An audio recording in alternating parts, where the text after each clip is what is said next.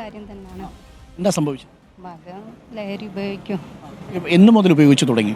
കുറേ നാളായിട്ട്. ഇപ്പം 22ാമത്തെ വയസ്സാ.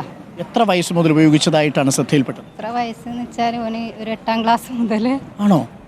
അവൻ ആയിട്ടൊക്കെ. പക്ഷെ ഇപ്പം നല്ല തലക്ക് പിടിച്ചിട്ട് ജോലിക്കൊന്നും പോകില്ല. ഭയങ്കര. ആദ്യം ഉപയോഗിച്ചു തുടങ്ങിയത് ഏത് ലഹരിയാ? കഞ്ചാവാണ്.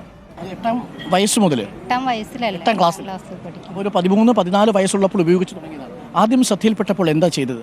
ആദ്യം ശ്രദ്ധയപ്പെട്ടപ്പോൾ ഉപദേശിച്ച് നന്നാവുമെന്ന് വിചാരിച്ച്. ഡി അഡിക്ഷൻ സെന്ററിൽ എവിടെയെങ്കിലും കൊണ്ടുപോയോ? എവിടെയും കൊണ്ടുപോയിട്ടൊന്നും. അതെന്താ കൊണ്ടുപോകാൻ? അല്ലാതെ ഇപ്പം ഒരു വർഷത്തോളായിട്ടേ ഉള്ളൂ ഇപ്പം. പിന്നെ ഇതിന് അഡിക്റ്റ് ആയിട്ട്. കഞ്ചാവ് തന്നെയാണോ ഇപ്പോഴും ഉപയോഗിക്കുന്നത്? കഞ്ചാവും വേറെ എന്തോ മറ്റേ സ്റ്റിക്കറോ അതൊക്കെ ഉപയോഗിക്കുന്നു. ആ സാധനങ്ങളെല്ലാം കൊണ്ടുവന്നിരിക്കും. എന്താണ് അയാളുടെ ഒരു പെരുമാറ്റത്തിൽ എന്താ മാറ്റം? ചില സമയത്ത് ദേഷ്യമാണ്, ചില സമയത്ത് നല്ല സ്വഭാവമാണ്.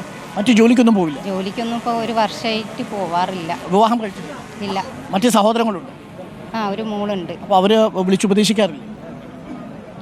എല്ലാവരും. ദേഷ്യം വല്ലാത്ത സമയത്ത് ദേഷ്യം വരാറില്ല? കിട്ടാതെ നിൽക്കുന്ന ഈ സമയം. ഡി അഡിക്ഷൻ സെന്ററിൽ എന്താ കൊണ്ടുപോകാൻ ഉമ്മ? അതിനൊന്നും ആരും മെനക്കെടാനൊന്നുമില്ല. ആരും ഇല്ല കൂടെ?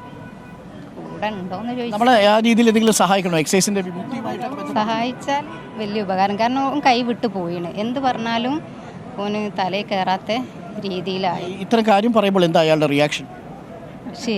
ശരിയാക്കാന്ന് പറയും. പക്ഷേ ഇന്ന് വരെ പറയുന്നതൊന്നും എൻ്റെ തലയിലേക്ക് കയറുന്നില്ല. എത്ര പേരാ ഉമ്മയ്ക്ക് മക്കള്? എനിക്ക് 2 പേരാ. അതിൽ ഒരു കുട്ടി എന്ത് ചെയ്യുന്നു?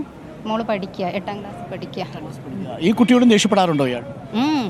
ഓളുമായിട്ടും ഭയക്കാണ്. ഇപ്പം തന്നെ ഓള് വീട്ടിലിട്ട് പോന്നിട്ട് പേടിയായിട്ടുണ്ട്. കാരണം ഭയങ്കര കച്ചറേ. ഇന്നാള് എന്നെ അടിക്കാനൊക്കെ വന്നു. ബെൽറ്റൊക്കെ എടുത്ത് അടിക്കാൻ വന്നു. ബെൽറ്റ് ഊരിയിട്ട് അടിക്കാൻ വന്നു. നമുക്ക് ഡി അഡിക്ഷൻ സെന്ററിൽ കൊണ്ടുപോകാൻ ഞങ്ങൾ സഹായിക്കേണ്ടതുണ്ടോ? എക്സൈസുമായിട്ട് വകുപ്പ് ചേർന്നിട്ട് സഹായിച്ചാൽ വലിയ ഉപകാരം. തീർച്ചയായിട്ടും നമുക്കത് ആ വിഷയം പരിശോധിക്കാം. കേട്ടോ ഉമ്മ?